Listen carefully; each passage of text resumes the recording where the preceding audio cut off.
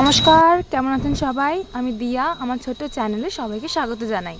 আজকে তোমাদের সাথে শেয়ার করব, দুদিন আগে আমার শ্বশুরের দোকানটা নতুন করে রেডি করে উদ্বোধন হয়েছিল। তাহলে চলো ভিডিওটা স্টার্ট করা যাক। যেহেতু নিজেদের দোকানে পুজো বলে কথা, তাই সকাল সকাল ঘুম থেকে উঠে সুন্দর করে রেডি হয়ে নিয়েছিলাম। আর আমি পরেছিলাম এই শাড়িটা, এটা হচ্ছে জামদানি শাড়ি, এটা আমার শ্বশুরই আমাকে গিফট করেছিল।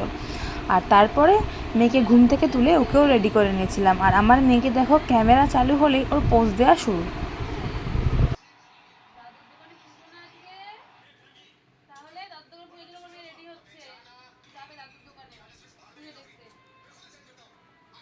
আর কোথাও যাওয়ার কথা হলে আমার মেয়ে ঘুমিয়ে থাকলেও ও উঠে পড়বে, যে নিশ্চয়ই কোথাও যাচ্ছে মা বা কেউ, ও ঠিক উঠে পড়বে। আর উঠে পড়ে আমাদের সাথে তাল মিলিয়ে তাড়াতাড়ি করে রেডি হয়ে যায়। আর আমার মেয়ে ঘুরতে খুবই ভালোবাসে। আর এখানে সব কিছু রেডি করা হয়ে গেছে। দি রানী আর আমরা সবাই ওয়েট করছিলাম যে বাপি গাড়ি পাঠাবে, গাড়ি মানে যে টোটো পাঠাবে, কারণ বেশি দূর না আমাদের বাড়ি থেকে দোকানটা। তাই জন্য এখানে রানী সব জিনিসপত্র নিয়ে রেডি করে দাঁড়িয়েছিল গেটের কাছে। তারপরে দেখো টোটো চলে এসছে, আর টোটোতে সব মাল রানী একা একাই তুলে নিচ্ছে, কারণ আমার হেল্প করতে লাগছে না। কারণ যেহেতু আমি ভিডিও করছি, ওই জন্য বলছি তুমি ভিডিও করো, আমি আমার কাজটা করে নিচ্ছি বলে নিজে নিজেই সব কিছু অ্যারেঞ্জমেন্ট করে নিয়েছে। তারপরে পৌঁছে গেলাম বাপির দোকানে। আর বাপির দোকানে দেখো সেরকম কিছু একটা সাজায়নি, যেহেতু আমরা নেই। আমরা থাকলে হয়তো ভালো করে ডেকোরেশন করতাম, কিন্তু বাপি একাই, তাই জন্য বাপি একা একাই নিজের মতন করে সাজিয়ে নিয়েছে। তারপরে আমরা আসার পরে তখনও দেখলাম যে পুরোহিত মশাই আসেনি, তাই জন্য আমরা গিয়ে একটু রেস্ট নিচ্ছিলাম। আর আমার মেয়েকে দেখো যাওয়ার সঙ্গে সঙ্গে ও ঠাকুরের বেদিতে বসে পড়েছে। তারপরে আমি যেই বললাম যে মা ঠাকুরের বেদি নয়, ও উঠেও পড়লো, ওকে বলতেও লাগলো না ওঠার কথা। কতটা কথা শোনে আমার মেয়ে। কিন্তু বাইরে হয়তো দুষ্টুমি করে না ঠিক কথা, কিন্তু বাড়িতে খুবই দুষ্টুমি করে। তারপর এখানে বসে গেছিলাম ফল কাটতে। আর ফল কাটা মানে হচ্ছে আমার মেয়ের সামনে বসে আছে, ওর হাতে কিছু দিতে হবে। আমার মেয়ে ফল খেতে খুবই ভালোবাসে। আর ফলের মধ্যে বেশি ভালোবাসে হচ্ছে ও লেবুটা খেতে। কিন্তু কিছু করার নেই, এখানে আগে ঠাকুরের পুজো, তাও ওর হাতে আগে একটা কেটে দেওয়া হয়েছিল, কিন্তু ও খায়নি, সেটা হচ্ছে বড় কথা। কিছু খেতে চায় না। ফল কাটা কমপ্লিট হয়ে যাওয়ার পরে আমি ঘরটা ভালো করে পরিষ্কার করে নিয়েছিলাম, কারণ কিছুক্ষণের মধ্যে ঠাকুরমশাই আসার কথা ছিল। আর ঠাকুরমশাইয়ের বাড়িতে যেহেতু বিগ্রহ আছে, তাই জন্য আমি ওনাকে টাইম দিয়েছিলাম 11টায়। 15 থেকে 20 মিনিট লেট করেছিল, যেহেতু ওনার বাড়িতে বিগ্রহ পুজো করে আমাদের দোকানে আসবে, সেজন্য আমরা অসুবিধা কিছু হয়নি। কারণ আমরাও চেয়েছিলাম লেট করেই, কারণ আমরা বাড়ি থেকে বাচ্চাকে রেডি করে জিনিসপত্র রেডি করে যদি দোকানে যাব, ওই জন্য কোনো অসুবিধা হয়নি। আর এখানে দেখো ঠাকুরমশাই আসার পরেই শুরু করে দিয়েছে এরা অত্যাচার। আর এখানে চলে এসেছে আরেকজন জয়েন করতে, সেটা হচ্ছে আমার আরেক ননদ, এর নাম হচ্ছে টুকু, এও একজন ইউটিউবার। তোমরা চাইলে সার্চ করতে পারো, ওর চ্যানেলের নাম হচ্ছে অভিজিৎ জয়তী লাইফস্টাইল। তোমরা চাইলে ওর অ্যাকাউন্টটাও গিয়ে চেক করতে পারো, ওখানেও খুব ভালো ভালো ফানি ভিডিও ও পোস্ট করে। তো যাই হোক, তারপরে এখানে ঠাকুরমশাই আসার পরে উনি নিজের কাজটা সেরে নিচ্ছিলেন, কারণ আমরা বেদি কিছু রেডি করিনি, উনি এসেই সম্পূর্ণটা রেডি করেছেন। আর এই পুরোহিত মশাই হচ্ছে আমাদের খুবই পরিচিত, সেটা হচ্ছে আমার বরের দাদার মতন হয়। চাইলে এনার সাথে যোগাযোগ করতে পারো, ইনি ভ্যারাইটিস পুজো করে, যে কোনো রকমেরই তুমি পুজো চাইলে এনাকে দিয়ে করাতে পারো। ইনি গৃহপ্রবেশেরও পুজো করে, আবার বিভিন্ন রকমেরই পুজো করে। তো এই দাদা যেহেতু আমাদের খুব পরিচিত, তাই জন্য এনাকেই বলা হয়েছিল পুজোটা করে দেওয়ার কথা। তারপরে যেহেতু মালা ছিল না, তাই পুরোহিত মশাই বললেন যে তুমি মালাটা পাশে বসে গেলে গেঁথে দাও।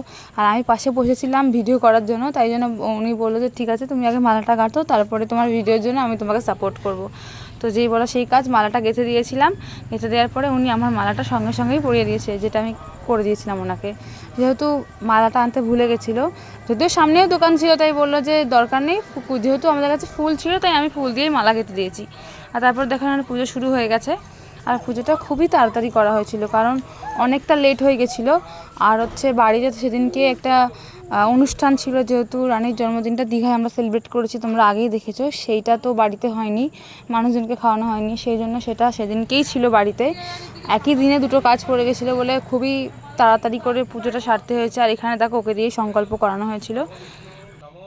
নম বিষ্ণু নম তদ বিষ্ণু পরম পদং সদা পশ্যন্তি সুরায় বিবাহ চক্ষুষাতং নম অপবিত্র পবিত্রবান সর্বগস্থান গত বিবাদ। আর সেদিনকে এত পরিমাণে গরম ছিল, জাস্ট ভাবার বাইরে, আমার তো দম আটকে আসছিল শাড়ি পরে। আর পুরোহিত মশাই গায়ে একটা নামাবলি জড়িয়ে রেখেছিল গরমের মধ্যে, তাই জন্য ওনাকে পাশে বসে বসে একটু হাওয়া করে দিচ্ছিলাম। তারপরে এখানে উনি আরতি করছিলেন। আরতি করার পরে ছিল হচ্ছে অঞ্জলি। আর অঞ্জলিটা আমি দিয়েছি এই কারণেই, যেহেতু আমি উপোস করেই ছিলাম, তখন কিছু খাইনি, সেই জন্য ভাবলাম যে আমিও অঞ্জলিটা দিয়ে দিই। সংকল্প নাই করলাম, অঞ্জলি দিতে তো কোনো অসুবিধা নেই, তাই না?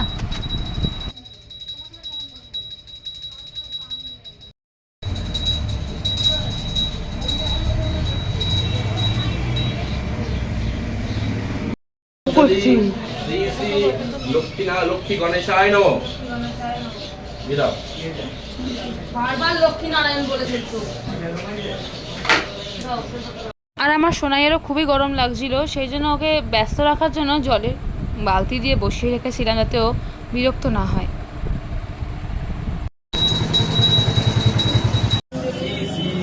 নমো করো। গণেশ দেবায় নমঃ। আর আমার ছোট্ট ছানাটাকে দেখলেই যে কীরকম ও অঞ্জলি দিচ্ছে আমার পাশে দাঁড়িয়ে দাঁড়িয়ে, কিছু তো পারে না, তাই আমি যেটা করি আমার দেখা দেখেও সেটাই করে। তাই আমার পাশে দাঁড়িয়ে দাঁড়িয়ে যে ও কখন অঞ্জলি দিয়েছে আমি বুঝতেও পারিনি। আর তারপরে অঞ্জলি দেওয়া কমপ্লিট হয়ে যাওয়ার পরে ঠাকুরমশাই চলে গেছিলেন, আর আমরা এদিকে আরও ফল কিছু কেটে রেখেছিলাম, যেহেতু আমরা বাড়ি চলে যাব।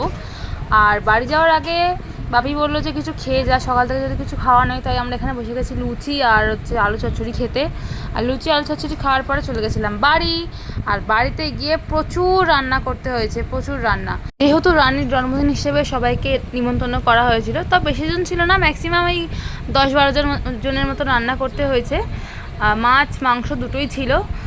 আর এই যে দেখো, আমরা অলরেডি রান্না করে খেতে বসে গেছি। তখন কটা বাজে, ম্যাক্সিমাম বিকেল 4টে সাড়ে 4টে বাজে, তখন আমরা লাঞ্চ করতে বসেছিলাম। তো যাই হোক, কেমন লাগলো আজকের ভিডিওটা অবশ্যই কমেন্টে জানিও। আজকের মতন এখানে টাটা, দেখা হচ্ছে তোমাদের সাথে আরও একটা ব্লগে।